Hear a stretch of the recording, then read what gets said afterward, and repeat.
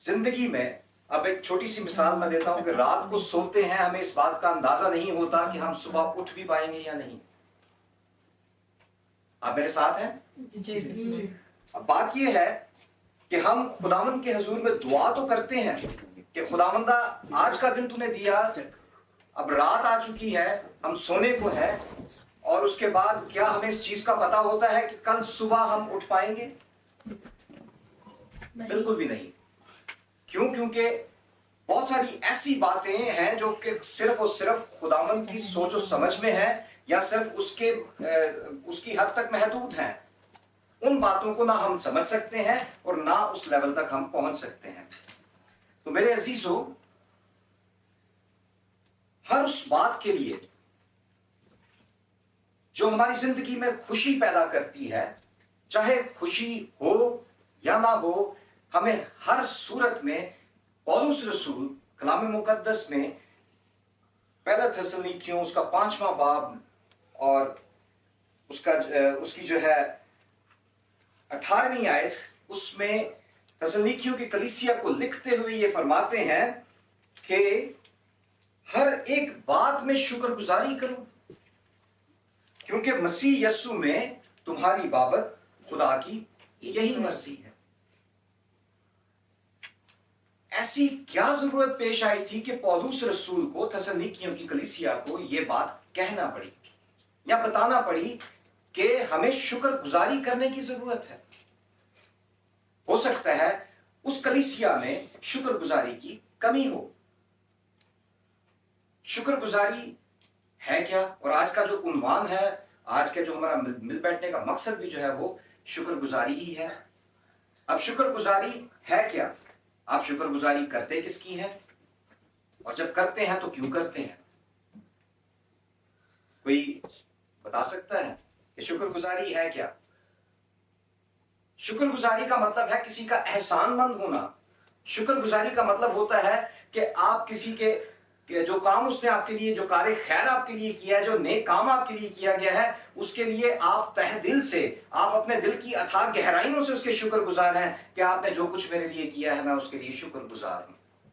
جسمانی طور پر ہم ایک دوسرے کی شکر گزاری تو کرتے ہیں، لیکن میرے عزیزو، جسمانی طور پر جس نے ہمیں یہاں رکھا ہے اور روحانیت میں رہ کر جس نے ہمیں پیدا کیا ہے، کیا ہم اس کی بھی شکر گزاری کرتے ہیں یا نہیں؟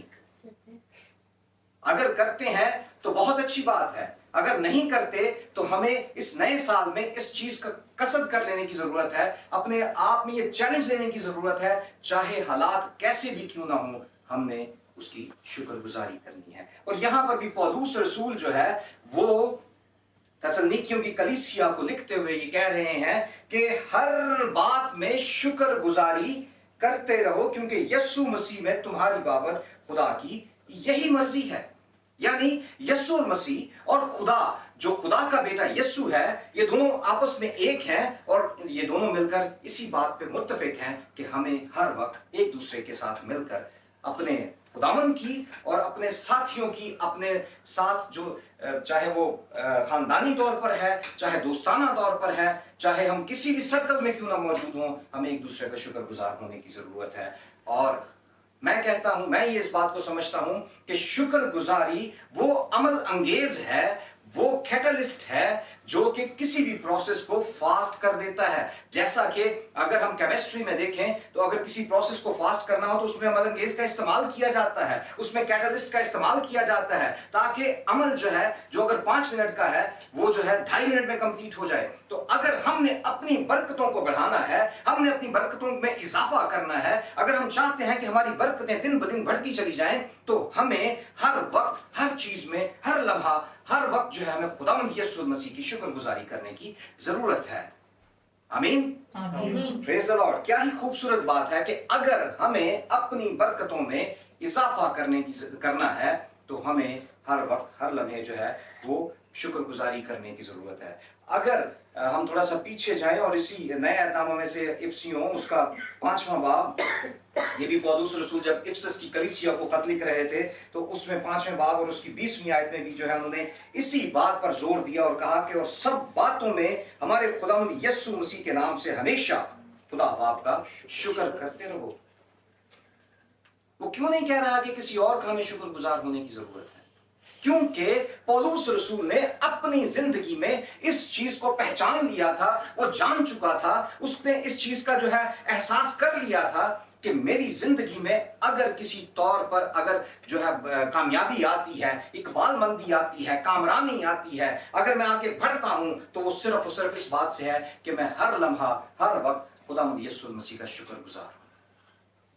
और आज हम अक्सर बेशतर ये होता है कि हमारी जिंदगी में कोई खुशी आए तो हम तब शुक्रगुजारी करते हैं, लेकिन मेरे अजीजों, हम अगर थोड़ा सा पुराने अहदनामा में चले जाएं और वहां पर हम ज़बूर 136 पर गौर करें, ये मैं समझता हूं कि रूहानी तौर पर एक रूह की कनेक्टिविटी होती है कि हम भाई जोसेफ को नहीं पता था कि आज का जो कलाम है वो शुक्रगुजारी के हवाले से, या मैं आज 136 ज़बूर पे ही बोलने वाला हूं। तो उन्होंने सबसे पहला जो ज़बूर आगाज किया था वो 136 था। ये हम देखते हैं कि रूह में हम एक दूसरे के साथ कनेक्ट हैं और खुदा हमें एक दूसरे के साथ कनेक्ट करके इस्तेमाल करना चाहता है। और यहाँ पर हम देखते हैं कि ज़बूर 136, दाऊद जो है, जो ज़बूर नवीस है, यहाँ पर बड़ा लंबा चौड़ा जो है वो एक शुक्रगुजारी के हवाला से एक ज़बूर को लिख रहे हैं। मेरी गुजारिश है कि कोई भी इसको पढ़ने में मेरी रहनुमाई कर दे। खुदावंद का शुक्र करो क्योंकि वो भला है। क्या करना है हमें? खुदावंद का शुक्र करो। अब शुक्र करना क्यों है? क्योंकि वो भला है। हमारी जिंदगियों में अगर भलाई पैदा होती है, अगर किसी मुश्किल परेशानी से होकर अगर हम आगे गुजरते हैं, निकलते हैं, और उसके बाद कहा जाता है कि अगर जो है इस वक्त क्या कहते हैं, अगर मुश्किल हालात हैं तो ये बात ज़हन में बिठा लीजिए कि आने वाले दिनों में ये मुश्किल हालात जो है वो छट जाएंगे और हमारी जिंदगियों में एक नई जो है किरण जागेगी, खुशियों की, अच्छे कामों की, कामयाबियों की। और ये बात यहाँ पर भी वो कह रहा है कि शुक्र करो क्योंकि वो भला है। जी आगे।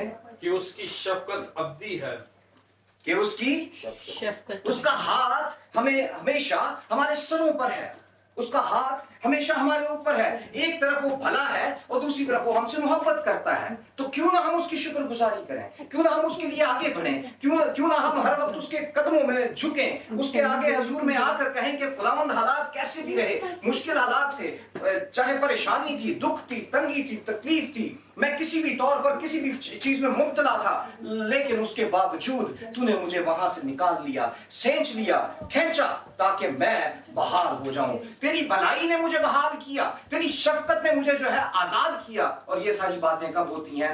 जब हम खुदावंद यीशु मसीह के हुजूर में उसकी शुक्रगुजारी करते हैं। जी। इलाहों के खुदा का शुक्र करो जी, कि उसकी शफकत अब्दी है। क्या ही खूबसूरत बात, इलाहों के खुदा का। कोई छोटा मोटा खुदा है? वो खुदावंदों का खुदा है, वो बादशाहों का बादशाह है, उसके काम इलाही, उसका जो है उसका नाम इलाही, वो नाम आला जो हमारी जिंदगियों में जो है वो काम करता है। हालेलुया। और जब उसका नाम हमारी जिंदगियों में काम करता है तो क्यों ना हम उस शफकत भरे खुदा की जो है शुक्रगुजारी करें। जी आगे। मालिकों के मालिक का शुक्र करो कि उसकी शफकत अब्दी है। हालेलुया। आगे। उसी का जो अकेला बड़े बड़े अजीब काम करता है कि उसकी शफकत अब्दी है। क्या ही खूबसूरत बात। क्या उसके साथ कोई और शामिल है? अगर हम किसी को शामिल कर दें तो वो शिर्क के ज़मरे में आ जाता है। तो मेरे अजीजों, वो एक वाहिद खुदा जो अकेला सारी दुनिया को, अगर हम पैदाइश के शुरू से देखें, शुरू से लेकर जो है वो पहले दिन से लेकर 7वें दिन तक जो उसने दुनिया को बनाया, किसी को उसने शामिल किया अपने साथ? वो अकेला ही था। अकेले ही ने जो है रोशनी बनाई, रोशनी और तारीकी को एक दूसरे से जुदा कर दिया, इंसान बनाए, उसने जानवर बनाए, हर वो काम किया जो कि इस दुनिया में इस वक्त हमें हमारी आंखों से हम उसे देख सकते हैं। और ये कब होता है? जब हम जो है उसकी शुक्रगुजारी करते हैं। क्यों? क्योंकि हम उसकी शुक्रगुजारी करते हैं तो तभी जो है उसके बड़े बड़े काम हमें दिखने लगते हैं। और यहाँ पर भी हमें नजर आता है कि जो ज़बूर नवीस है वो कहता है कि वो अकेला ही बड़े बड़े काम करता चला जा रहा है, उसको किसी और की जरूरत नहीं है।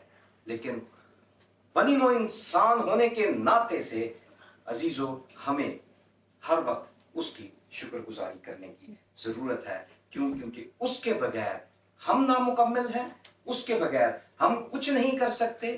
لیکن اگر ہم اس بات کو اپنے ذہن میں آج بٹھا لیں، اپنے ساتھ لے جائیں کہ خداوند یسوع المسیح کا ہماری زندگی میں ہونا بہت ضروری ہے، اور اس کے ساتھ ساتھ اگر ہم اس بات کو اپنی زندگی میں رکھیں کہ ہم اپنی زندگی میں شکر گزاری کرتے چلے جائیں، تو خدا جو ہے ہماری زندگیوں میں وہ بڑے بڑے کام کرے گا جو کہ کبھی ہم سوچ بھی نہیں سکتے ہیں، جو ہمیں ناممکن دکھائی دیتے ہیں.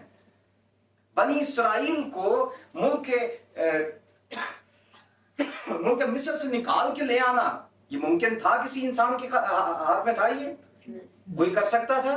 کوئی بھی نہیں کر سکتا تھا. لیکن ہمارے خدا نے وسائل پیدا کر کے، ہمارے خدا نے لوگ کھڑے کر کے، ہمارے خدا نے جو ہے وہاں پر ایسی ایسی ہستیوں کو استعمال کر کے وہ بڑا کام کیا جو کہ کبھی کوئی انسان سوچ بھی نہیں سکتا. اور ایک اتنی بڑی قوم جو ہے وہ وہاں سے جو ہے رہا کروا لی، مصر کی غلامی سے آزاد کروا کے انہیں ہمیشہ کی زندگی کی طرف لے آیا.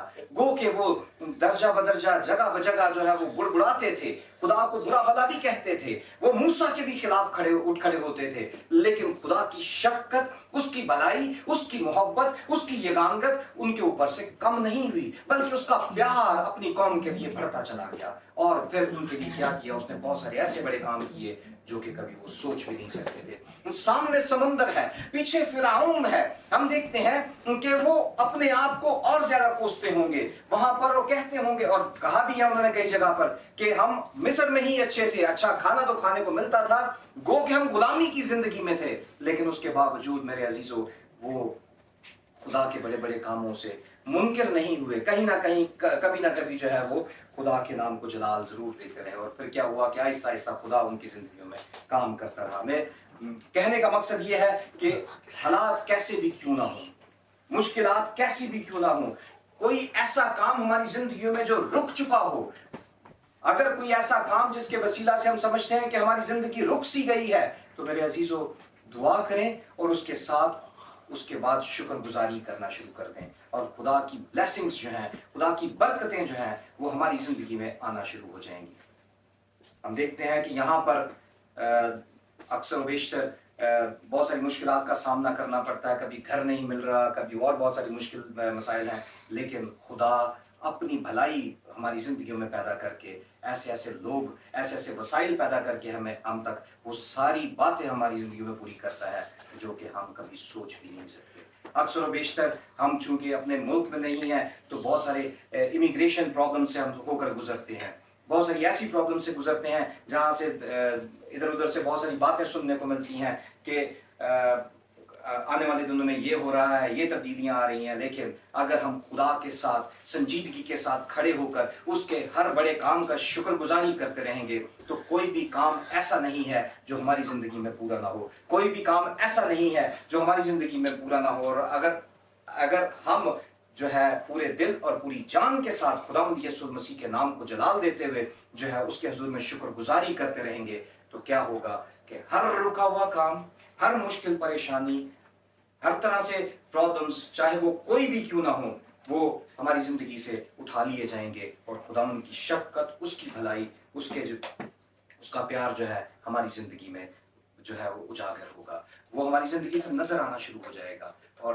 صرف کرنا کیا ہے؟ ہمیں صرف خداوند کے حضور میں شکر گزاری کے نعرے لگانے کی ضرورت ہے، شکر گزاری کرتے رہنے کی ضرورت ہے، شکر گزاری کرتے ہوئے میں آگے بڑھنے کی ضرورت ہے. ویسے تو یہ زبور 136 اگر ہم اس کی پوری تلاوت کریں، پورا پڑھیں، تو اس میں ہر طور پر، ہر لحاظ سے ہمیں جو ہے زبور نویس ہے وہ شکر گزاری کے حوالے سے تلقین کرتا ہے. کہتا ہے کہ ہمیں ہر وقت اپنے خدا کو، جو الہوں کا الہ ہے، جو خداوندوں کا خدا ہے، جو بادشاہوں کا بادشاہ ہے، جو طبیب اعظم ہے، جو حل مشکلات ہے، ہمیں صرف اور صرف اس کی شکر گزاری کرنے کی ضرورت ہے. اور اسی شکر گزاری کے وسیلہ سے ہم اپنی زندگیوں میں کامیابیاں حاصل کر سکتے ہیں. اور اگر ہمیں اپنی زندگی میں کامیاب ہونا ہے تو اپنے آپ کو مکمل طور پر خداوند یسوع مسیح کے تابع کرے، تاکہ ہم خداوند یسوع مسیح کے نام کو جلال سے آگے بڑھتے چلے جائیں. آج کے کلام کے وسیلہ سے میں ایمان رکھتا ہوں، نہ صرف میں بلکہ آپ سب بھی جو ہیں برکت پائیں گے، اور ایمان رکھتا ہوں کہ آج کے بعد ہم बनी इसराइल की तरह बुड़बुड़ाने से बेहतर है कि हम खुदाम यीशु मसीह के सामने उसके सच्चे परस्तार बनकर शुक्रगुजारी के साथ उसके हुजूर में हाजिर हों और फिर देखें कि खुदाम कैसे बड़े बड़े काम हमारी जिंदगियों में करेगा। यीशु मसीह के बरकत नाम में खुदाम आप सबको बरकत। आमीन।